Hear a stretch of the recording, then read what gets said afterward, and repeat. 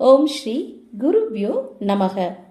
நீலாதுங்கஸ்த நகரிதடி சுப்தமுத்போக்ய கிருஷ்ணம் பாரார்த்தயம் ஸ்வம் ஸ்ருதி சதஸ் சிரஸ் சித்மத்யாபயந்தி ஸ்வோச்சிஷ்டாயாம் ஸ்ரஜி நிகலிதம் ய பலாத்கிருத்ய புங்க்தே கோதாஸ்யைனம் இதமிதம் பூய ஏவாஸ்து பூயக. அன்னவயற் புதுவை ஆண்டாள் அரங்கற்கு பண்ணு திருப்பாவை பல்பதியம் இன்னிசையால் பாடிக் கொடுத்தாள் நற்பாமாலை பூமாலை சூடிக் கொடுத்தாளை சொல்லு. சூடிக் கொடுத்த சுடற்கொடியே தொல்பாவை பாடி அருள வல்ல பல்வளையால் நாடி நீ வேங்கடவர்க்கு என்னை விதியென்ற விம்மாற்றம் நாம் கடவா வண்ணமே நல்கு. அஞ்சு குடிக்கோர் சந்ததியாய் ஆழ்வார்கள் தன் செயலை விஞ்சி நிற்கும் தன்மையலாய் விஞ்சாய் பழுத்தாலை ஆண்டாளை பக்தியுடன் நாடும் வழுத்தாய் மனமி மகிழ்ந்து. இன்னைக்கு மார்கழி கொண்டாட்டத்துல பாசுரம் 18.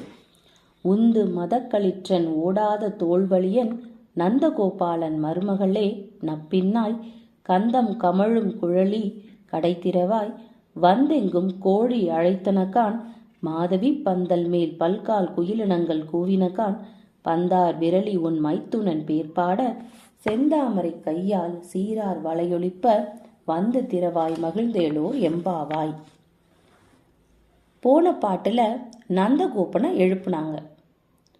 நந்தகோபனை எழுப்பும் போதே அவங்களுக்கு ஞாபகம் வந்தது, நாம அவங்களோட மனைவியை எழுப்பாம அவர்கிட்ட போய் எந்த உதவியும் கேட்கறது சரியில்லை அப்படின்னு. ஆனா நந்தகோபர் தலைவாசல்ல படுத்திருந்ததுனால நந்தகோபரை தாண்டி தான் அவங்க யசோதை கிட்ட போக வேண்டியது இருந்தது. அதனால நந்தகோபனை எழுப்பிட்டு பின்னாடி யசோதையும் எழுப்புனாங்க. யசோதை எழுப்பி பலராமரை எழுப்பி நீங்க எல்லாரும் சேர்ந்து கண்ணனை எழுப்பி எங்க கூட வர சொல்லுங்க அப்படின்னு சொன்னாங்க. அப்புறம் சொன்னாங்க, இப்போ நந்தகோபரை எழுப்பியாச்சு, யசோதைய எழுப்பியாச்சு, இப்போ கண்ணனுக்கு பிராட்டின்னு ஒருத்தவங்க இருக்காங்க. அது எப்படி? யசோதைக்கு மிதிலையில கும்பகன் அப்படிங்கிற ஒரு சகோதரன் இருக்காரு. அந்த கும்பகன்ற சகோதரனுக்கு நப்பிண்ணை அப்படின்னு ஒரு அழகான பெண் இருந்தாங்க. கும்பகன் தன்னோட பெண்ணை கண்ணனுக்கு திருமணம் செஞ்சு கொடுக்க ஒரு கண்டிஷன் போட்டாரு. 7 காளைகளை அடக்கி யாரு வெற்றி கொள்றாங்களோ அவங்களுக்கு தான் தன்னோட பெண்ணுன்னு. கண்ணன் நப்பிண்ணை தனக்கு முறை பெண்ணாய் இருந்தாலும் அந்த கண்டிஷனுக்கு உட்பட்டு அந்த 7 காளைகளை அடக்கி அவர் மனம் புரிஞ்சுக்கிட்டாரு. இப்போ அதே வீட்டில், அதாவது நந்தகோபரோட மாளிகையில் யசோதை பலராமர் இவங்க எல்லாரும் கூடயும் நப்பிண்ணையும் இப்போ இருக்காங்க. கண்ணனோட நப்பிண்ணை இருக்கிற காரணத்தினால கண்ணனை எவ்வளோ எழுப்புனாலும் எழும்ப மாட்டார். ஏன்னா நப்பிண்ணை உடன் இருக்காங்க இல்லையா. பிராட்டியோட புருஷகாரம், அதாவது ரெக்கமெண்டேஷன் இல்லாமல் கண்ணனை நீங்கள் அழைக்க முடியாது. அதனால இந்த பாட்டில் நப்பிண்ணை பிராட்டியை எழுப்புறாங்க. தோழிகள் நப்பிண்ணை பிராட்டியை எழுப்பும்போது நந்தகோபன் மருமகளே அப்படின்னு சொல்கிறாங்க. ஏன்னா எந்த ஒரு பெண்ணுக்கும் பிறந்த இடத்தை விட புகுந்த இடத்தோட மேன்மையை ரொம்ப அதிகப்படுத்தி சொல்லுவாங்க. சீதா பிராட்டி கூட தன்னை ஜனகரின் மகள் என்று காட்டிக்கொள்வதில் பெருமை காட்டாம தசரதனின் மருமகள் அப்படின்னு சொல்லிக்கிறது தான் பெருமைப்படுவாங்க. இது புக்காத்துக்கு அந்த பெண்கள் கொடுக்கிற ஒரு மரியாதை. அதனால தான் மதத்தை பெருக்கி வரும் மதம் கொண்ட யானைகளை மோதி முட்டி தள்ளுகின்ற புறமுகுது காட்டாத வலிமை உடைய தோள்களை உடைய நந்தகோபன் அவரோட மருமகளே அப்படின்னு கூப்பிடுறாங்க. நந்தகோபன் மருமகளே நப்பின்னாய் உன் தலையில நீ சூடிக்கிட்டு இருக்க மலர்கள்ல இருந்து பரிமளம் வீசுது. அது கண்ணன் சூடியுள்ள மலர்களோட நறுமணத்தோட கலந்து அந்த வாசனையோட வெள்ளம் பெருக்கெடுத்து ஓடிக்கிட்டு இருக்கு. நீ வந்து கதவை திற அப்படின்னு கூப்பிடுறாங்க. இப்போ இவங்க எழுப்புறத கேட்டதும் நப்பிண்ணை அதே மாதிரி ஒரு தோழி கேட்டா இல்லையா, அப்படியே கேட்குறாங்க. நள்ளிரவில் வந்து எழுப்புகிறீர்களே, அதுக்குள்ளேயே பொழுது விடுந்துச்சு அப்படின்னு. இப்பதான் தோழிகள் சொல்றாங்க, கோழி எல்லாம் கூவிற்றுக்கான் அப்படின்னு. கோழிகள் விடுவதற்கு முன்பும் கூவும், சாமக்கோழிகள் நள்ளிரவும் கூவும் அப்படின்னு மறுபடியும் நப்பிண்ணை சொல்றாங்க. உடனே இவங்க எல்லாம் சொல்றாங்க, வந்து வெளியே பாரு அப்பதான் தெரியும் அப்படின்னு. ஏற்கனவே இந்த வெளியே நிற்கிற தோழிகள் கூட்டம் அவங்கள ஒருத்தியான தோழிக்கு பதில் சொல்லி பழகிட்டாங்க. அதனால இப்போ நப்பின்னைக்கு வேறு அடையாளங்கள் தேவைப்படுமோ அப்படின்னு சொல்லி அவங்க என்ன சொல்றாங்க அப்படின்னா, குயில்கள் கூவின கான், அதுவும் ஒரு முறை இருமுறை அல்ல, பல முறை அதுக கூவிக்கிட்டே இருக்கு. குறுக்கத்தி, அதாவது மாதவி பூக்கள்னு சொல்லுவாங்க, அந்த பூக்கள் மலர்ந்துள்ள பந்தலின் மேல் குயிலினங்கள் வெகு நேரமாக கூவி திரிவது உனக்கு கேட்கலையா அப்படின்னு கேட்குறாங்க. உள்ளிருந்து பேச்சு சத்தம் எதுவுமே வரல. சாளரத்தின் வரியே இந்த தோழிகள்லாம் எட்டி பார்த்தாங்க. ஒரு கையில பந்து ஒன்னை வச்சுக்கிட்டு மறு கையால கண்ணனை அணைச்சவாறு படுத்துட்டு இருக்காங்க நப்பின்னை. இப்போ இரவுல கண்ணனோடு பந்து விளையாடி இருக்கா. நப்பின்னையிடம் வேண்டுமென்றே தோற்று போனான் கண்ணன். அதனால தனக்கு வெற்றி தேடி தந்த பந்தின ஒரு கையிலையும் கண்ணனை இன்னொரு கையிலையும் வச்சிருக்கா போல. இந்த காட்சியை பார்த்துட்டு தான் தோழிகள் பந்தார் விரலி அப்படின்னு சொல்றாங்க. அதாவது பந்து ஆர்த்திக்கும் விரல்கள், பந்தை கையில் வச்சிருக்கும் அந்த விரல்களை பத்தி சொல்றாங்க. இப்போ ஒரு குணம் அப்படி ஆச்சரியப்பட்டு போனா நப்பின்னை. சரி, திறந்திருந்த சாளரத்தின் வழி எட்டி பார்த்தாங்க போல அப்படின்னு நினைச்சு இப்போ நப்பின்னை மெதுவா வாயை திறக்கிறாங்க. உங்களுக்கு என்ன வேணும் அப்படின்னு கேட்குறாங்க. வந்த காரியம் என்ன அப்படின்னு கேட்குறாங்க. இப்போ தோழிகள் ரொம்ப அழகா சொல்றத ஆண்டாள் சொல்றாங்க, உன் மைத்துனன் பேர் பாட அப்படின்னு. இது கிராமத்து பாஷையில சொல்லப்படுது. அழகிய கிராமத்து பாஷையில உன் மச்சானின், அதாவது மைத்துனன்றது மச்சான் உறவு முறை வரும். கணவனுக்கும் காதலனுக்கும் பொருள் தரக்கூடிய சொல் கூட சொல்லலாம். உன்னோட மச்சானோட பெருமைகளை சொல்ல, அவன் மேன்மைகளை பாட நாங்க வந்திருக்கோம் அப்படிங்கிறாங்க. அதனால செந்தாமரை போன்ற உன்னோட திருக்கரங்கள்ல உள்ள வளையல்கள் ஒளி செய்ய நீ வந்து கதவை தரமா அப்படின்னு சொல்லி கூப்பிடுறாங்க. நீ இப்படி செஞ்சா நாங்க ரொம்ப மகிழ்ந்து போவோம் அப்படின்னு சொல்லியும் சொல்றாங்க. எதுக்கு அவன் பெயர் பாடுறோம் தெரியுமா? நாங்க கண்ணனை பார்க்கணும், பறை பெறணும், அவனோட அருள் பெறணும், அவனோட கூட வேண்டும் என்று விரக தாபத்துல நாங்க மூழ்கி ரொம்ப மெலிஞ்சுதான் போயிட்டோம். அதனால எங்களோட கரங்களில் வளையல்கள் நிற்காம கீழே விழுதம்மா. ஆனா நீயோ அப்படி அல்ல. எல்லா நேரத்தையும் நீ உன்னோட கரங்களில் வளையல்கள் கலராம அப்படியே போட்டிருக்க. அந்த சீரார்ந்த வளையல்கள் ஒழுப்ப வந்து நீ கதவை திற அம்மா தாயே நப்பின்னை அப்படின்னு கூப்பிடுறாங்க. பெண்களின் வளையொலியில் மகாலட்சுமி வாசம் செய்வதாக சொல்வாங்க. நீ அவதானே. எனவே உன்னோட செந்தாமரை கையால சீரார் வளையொலிப்ப வந்து திற நப்பின்னை அப்படின்னு சொல்லி தோழிகள் எல்லாம் அழைக்கிறாங்க இந்த பாசுரத்துல. இந்த பாசுரத்தோட விளக்கம் முடிஞ்சது. இப்போ நாம இதோட கருத்து என்ன சொல்லப்பட்டிருக்கு அப்படின்னு பார்க்கலாம். பிராட்டி, அதாவது மகாலட்சுமி தாயாரோட திருவருள் மூலமா மட்டும்தான் பெருமாளை அடைய முடியும் அப்படிங்கிறது ஒரு சம்பிரதாய விதி. ஏன்னா சாதாரணமா ஒரு வீட்டுல ஒரு கணவன் மனைவி இருந்தா எல்லாரும் முதல்ல தன்னோட கோரிக்கை வைக்கிறதா இருந்தா மனைவி கிட்ட போய் சொல்லி, அந்த மனைவி கணவனோட நேரம் பார்த்து அவங்களோட மனசுல எந்த நேரம் எந்த விஷயத்த சொல்லலாம் அப்படிங்கிற அந்த மூடை பார்த்து அவங்க சொல்லி அந்த காரியத்தை சாதிப்பாங்க. ஒரு ஜீவாத்மா பரமாத்மா கிட்ட போறதுக்கு பிராட்டி சிபாரிசு செய்யணும்.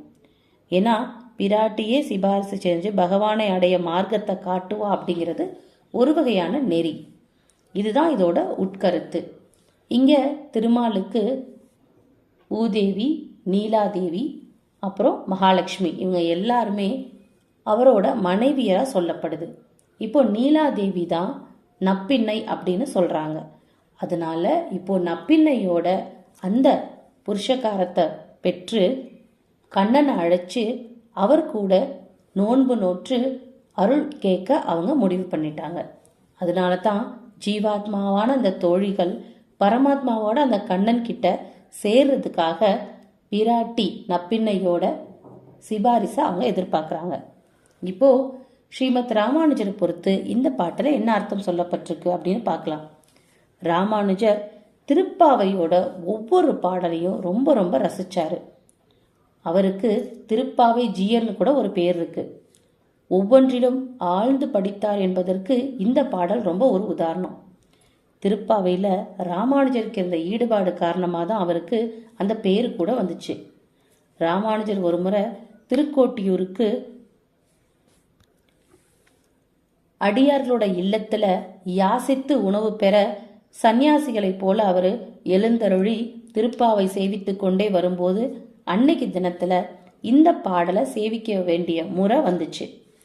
தினம் ஒரு பாடலாக மார்கழி மாதத்தின் 30 தினங்களுக்கும் தினம் ஒரு திருப்பாவை சேவித்து மாதுகரத்திற்கு எழுந்தருள்வது அவரோட மரபு. மாதுகரம் அப்படிங்கிறதுனா அடியார்களோட இல்லத்துல போய் யாசிச்சு உணவு வாங்குறது. அப்படி வரும்பொழுது அன்றைய தினம் இந்த பாடலை சொல்ல வேண்டிய தினமாக இருந்தது. திருக்கோட்டியூர் நம்பிகளின் வாசல் முன் நின்று ராமானுஜர் இந்த திருப்பாவை சேவித்து பந்தார் விரலி உன் மைத்துனன் பேர்பாட செந்தாமரை கையால் சீரார் வளையொலிப்ப வந்து திறவாய் அப்படிங்கிற வாசகத்தை சேவிச்சிட்டு இருக்கும் போதே நம்பியோட திருமகள் அத்துழாய் அப்படிங்கிற ஒரு பெண் வந்து கையில ஒரு சிறிய பந்துடன் ஆண்டாள் மாதிரி அப்படியே ஒப்பனை அழகு செஞ்சுக்கிட்டு தோற்றத்துல வந்ததும் அதை பார்த்த ராமானுஜர் அப்படியே அந்த பெண்ணோட பாதத்துல விழுந்து வணங்கினாராம். அதாவது நம்பிகளோட திருக்குமாரத்தி அன்னைக்கு அந்த தினத்துல ஆண்டாள் மாதிரியே ஒப்பனை செஞ்சிருந்தாங்களாம். இயல்பாவே அந்த பெண்ணு கையில ஒரு பந்து வச்சிருந்தா. ராமானுஜருக்கு அந்த பெண் நப்பின்னை பிராட்டியாகவே தெரிஞ்சது. அதனால அவ்வளோ பெரிய சன்னியாசி ராமானுஜர் அந்த பெண்ணோட காலில் விழுந்து வணங்கினாரு. வைணவர்கள் இல்லங்கள்ல ஆண் குழந்தைகளை கண்ணன் போலவும் பெண் குழந்தைகளை ஆண்டாள் போலவும் ஒப்பனை செய்யும் மரபு இருக்கு. தன்னை ஒரு சன்னியாசி வணங்கியதை கண்டதும் அந்த பெண்ணு பதற்றத்தோட உள்ளே சென்று நடுமுற்றத்துல ஊஞ்சல் அமர்ந்திருந்த தன் தந்தையை நோக்கி, அப்பா அப்பா, ஒரு சன்னியாசி என்னோட காலில் விழுந்து வணங்கினாரப்பா அப்படின்னு வாசல் பக்கம் கையை காமிக்கிறார். ஊஞ்சல்ல இருந்தவாறு எட்டி பார்த்தார். இவர் எட்டி பார்க்கவும் தரையில் வீழ்ந்து வணங்கிய ராமானுஜர் எழுந்திருக்கவும் கரெக்டா இருந்துச்சு. இவரு ராமானுஜர் என்று அறிந்ததும் பதற்றத்தோட விரைந்து வந்த நம்பிகள், ராமானுஜரே, இன்று உந்து மதக்களிற்றன் பாசுரத்தின் அனுசந்தானமா என்று நாத்தழுக்க கண்களில் நீர் ததும்ப கேட்டுக்கிட்டே ராமானுஜர் ஆற தழுவி தன்னோட இல்லத்துல அமர்த்தி அமுது செஞ்சாரு. இது ஒரு ரொம்ப அற்புதமான நிகழ்வா வைணவத்துல சொல்லுவாங்க. இது மட்டும் இல்ல, ராமானுஜர் குறைவற்ற வலிமை கொண்டவர் அப்படிங்கிறதும் இந்த பாசுரத்துல தெரிஞ்சுக்கலாம். ராமானுஜர் ஒவ்வொரு ஆச்சாரியிடமும் உபதேசம் பெற்று ஒவ்வொரு முறையும் வலிமை அதிகரிக்க பெற்றவராய் ரொம்ப அழகா இருந்தாரு. அவரது வலிமை நாளுக்கு நாள் சேர்ந்துகிட்டே போச்சு. இந்த தன்மை இருந்ததுனால தான் எதிரிகளை வெல்லும் பண்பு அவருக்கு வந்துச்சு. இயலாத காரியங்கள்லாம் முடிச்சு வச்சாரு. இதைத்தான் உந்து மதக்களிற்றன் ஓடாத தோல்வழியன் அப்படின்னு நந்தகோபனோட ஸ்தானத்துல ஸ்ரீமத் ராமானுஜரை ஓடாத தோல் வலிமை கொண்டவர் என கனகமய குல தனங்களை கடைந்தெடுத்து மடுத்தார் போல திரண்டு நீண்ட பாகுதண்டங்கள் கொண்ட வலிமை உடையவரான ஆண்டாள் அனுபவிப்பது மாதிரி இந்த பாசுரத்துல கொடுத்திருக்காங்க. எவ்வளோ அழகான அருமையான ஆழ்ந்த அர்த்தம் கொண்ட பாசுரங்கள். இந்த பாசுரத்தோட விளக்கம் இத்தோட முடிஞ்சது. மறுபடியும் நாளை பாசுரத்துல நாம பார்க்கலாம். நப்பின்னை அப்படிங்கிற பேரு நமக்கு அர்த்தங்கள் ஒரு விதமா சொல்லப்பட்டிருக்கு.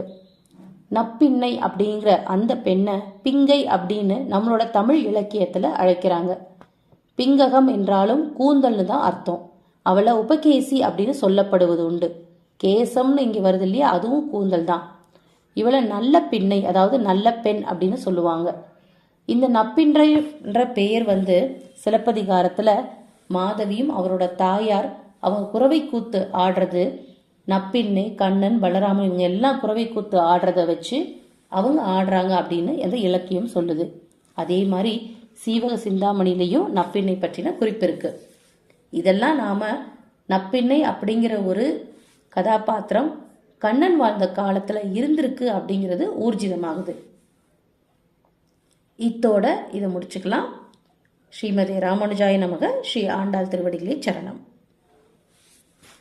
அழகெல்லாம் ஆண்டாளின் அழகாகுமா, அவள் அசைந்து வரும் நடைக்கு இணையாகுமா, அழகெல்லாம் ஆண்டாளின் அழகாகுமா. கோதை பிறந்த ஊர், கோவிந்தன் வாழும் ஊர், ஜோதி மணிமாடம் தோன்றும் ஊர், நீதியால் நல்ல பக்தர் வாழும் ஊர், நான்மறைகள் ஓதும் ஊர், ஸ்ரீவில்லிபுத்தூர் வேதக்கோனூர். பாதங்கள் தீர்க்கும் பரமனடி காட்டும் வேதம் அனைத்துக்கும் வித்தாகும் கோதைத்தமிழ் ஐயைந்தும் ஐந்தும் அறியாத மானிடரை வையம் சுமப்பதும் வம்பு. திருவாடி பூரத்து செகத்துதித்தாள் வாழியே, திருப்பாவை 30 செப்பினால் வாழியே, பெரியாழ்வார் பெற்றெடுத்த பெண் பிள்ளை வாழியே, பெரும்புதூர் மாமுனிக்கு பின்னானால் வாழியே, 143 உடைத்தாள் வாழியே, உயர் அரங்கற்கே கண்ணி யுகந்தளித்தாள் வாழியே, மறுவாரும் திருமல்லி வளநாடு வாழியே, வன்புதுவை நகர்கோதை மலர்ப்பதங்கள் வாழியே. ஓம் ஸ்ரீ சர்வம் ஸ்ரீ கிருஷ்ணார்ப்பணமஸ்து.